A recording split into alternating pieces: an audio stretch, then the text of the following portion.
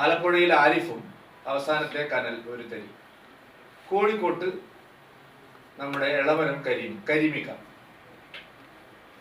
ഈ രണ്ട് മണ്ഡലങ്ങളിലും മുസ്ലിം സമുദായം എങ്ങനെ വോട്ട് ചെയ്തു എന്നുള്ള കാര്യം ഇടതു മുന്നണി വിലയിരുത്തിയിട്ടുണ്ടോ, അല്ല CPIM വിലയിരുത്തിയിട്ടുണ്ടോ, വസ്തുത അവർക്ക് മനസ്സിലായിട്ടുണ്ടോ?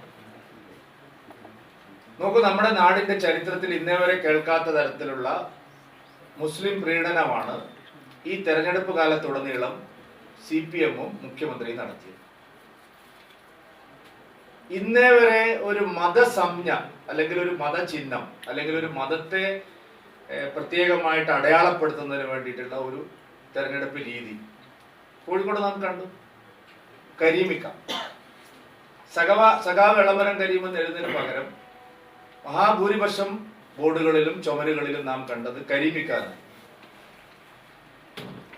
മുഖ്യമന്ത്രി പിണറായി വിജയനും ഗോവിന്ദനും നടത്തിയ എല്ലാ പ്രസംഗങ്ങളും മുസ്ലിങ്ങൾ വേട്ടയാടപ്പെടുന്നു, രണ്ടാംകിട പൗരന്മാരാണ്, സംഘപരിവാർ അവരെ ആക്രമിച്ച് ഇല്ലാതാക്കുകയാണ്, വംശഹത്യക്ക് വിധേയമാക്കുകയാണ്, പൗരത്വം ചോദ്യം ചെയ്യും. ഈ 4-5 വാചകങ്ങളാണ് മുഖ്യമന്ത്രി ഉപയോഗിച്ചത്. പക്ഷേ ഈ രണ്ട് മണ്ഡലങ്ങളിലെ വോട്ടർമാർ എങ്ങനെയാണ് വോട്ട് ചെയ്യുന്നത്? മുസ്ലിം സമുദായത്തിന്റെ വോട്ട് കിട്ടാൻ വേണ്ടി നിർലജ്ജം നടത്തിയ വർഗീയ പ്രീണനത്തിന് എന്താണ് ആ പാർട്ടിക്കകത്ത് സംഭവിച്ചത്?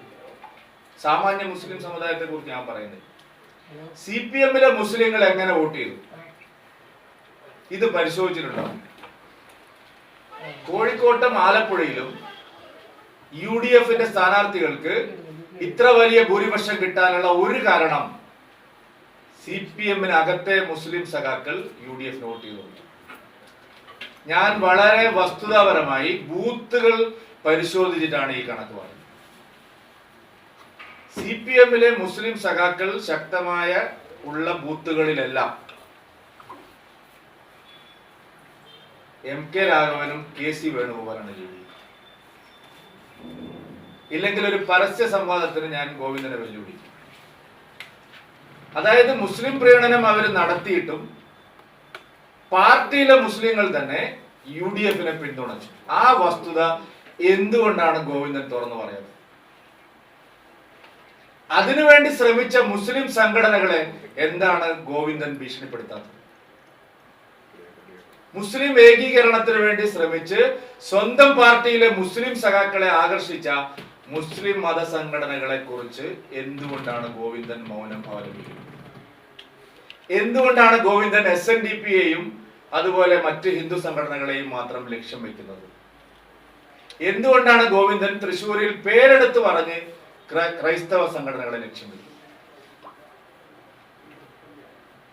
2024 തെരഞ്ഞെടുപ്പിൽ മാത്രമല്ല, പാലക്കാട് നിയമസഭാ തെരഞ്ഞെടുപ്പിൽ ഷാഫി പറമ്പൻ ജയിച്ചപ്പോൾ ഈ നഗരത്തിൽ മാർക്സിസ്റ്റ് പാർട്ടിയിലെ മുസ്ലിം സഖാക്കൾ ആഹ്ലാദം പ്രകടിപ്പിച്ചിരുന്നു. ഈ നഗരത്തിൽ ശ്രീധരൻ സാർ പരാജയപ്പെടുകയും ഷാഫി പറമ്പൻ ജയിക്കുകയും ചെയ്തപ്പോൾ CPM-ലെ മുസ്ലിം കേഡറുകൾ, മെമ്പർമാർ ഇവിടെ ആഹ്ലാദം പ്രകടിപ്പിച്ചിരുന്നു.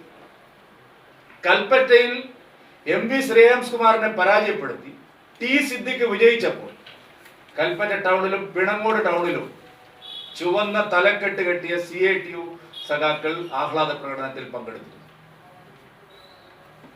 മുസ്ലിം പ്രീണനം നടത്തി CPM-ലെ മുസ്ലിം സഖാക്കൾ തെരഞ്ഞെടുപ്പ് വരുമ്പോൾ അവർക്കെതിരായിട്ട് വോട്ട് ചെയ്യാണ്. മഞ്ചേശ്വരത്ത് ഇത് സ്ഥിരം പതിവാണ്. 89 വോട്ട് ഞാൻ പരാജയപ്പെട്ടപ്പോഴും 1000-ൽ താഴെ വോട്ടിന് മാരാർജി പരാജയപ്പെട്ടപ്പോഴും എല്ലാം നാം വിലയിരുത്തിയിട്ടുള്ള കാര്യം മുസ്ലിം സഖാക്കൾ മാർക്സിസ്റ്റ് പാർട്ടിയിലെ UDF-ന് വോട്ട് ചെയ്യുന്നു. കരീമിക്കയെ നിർത്തി മുന്നിൽ പ്രചരണം നടത്തിയിട്ടും രാഘവന് വോട്ട് പോയി. ആരിഫിനെ മുന്നിൽ നിർത്തി സലാം അടക്കമുള്ള ആളുകൾ മുസ്ലിം വോട്ടിന് വേണ്ടി ശ്രമിച്ചിട്ടും അമ്പലപ്പുഴ, ഹരിപ്പാട്, കായംകുളം, മണ്ണന്തല, ആലപ്പുഴ ഇവിടെയെല്ലാം ഉള്ള മുസ്ലിം സഖാക്കൾ UDF-ന് വോട്ട് ചെയ്തിരിക്കുന്നു. ഇത് വിലയിരുത്താൻ CPIM തയ്യാറാവാത്തിടത്തോളം കാലം കേരളത്തിൽ അവർ ഒരു കാലത്ത് രക്ഷപ്പെടാൻ പോകുന്നു. വർഗീയതയെ പ്രീണിപ്പിച്ച് സ്വയം നശിക്കുന്ന അവസ്ഥയിലേക്ക് മാർക്സിസ്റ്റ് പാർട്ടി എത്തിയിരിക്കുകയാണ്. മാർക്സിസ്റ്റ് പാർട്ടിയുടെ ഇടതുപക്ഷത്തിന്റെ ഇന്നത്തെ സമ്പൂർണ്ണ തകർച്ചയുടെ കാരണം പിണറായി വിജയനും CPIയും എടുത്ത അമിതമായ വർഗീയ പ്രചരണമാണ്. 30% വോട്ട് പിടിക്കാൻ വേണ്ടി നടത്തിയ ശ്രമമാണ്. ഉത്തരത്തിലുള്ളത് ലഭിച്ചതുമില്ല, കക്ഷത്തിലുള്ളത് പോവുകയും ചെയ്തു.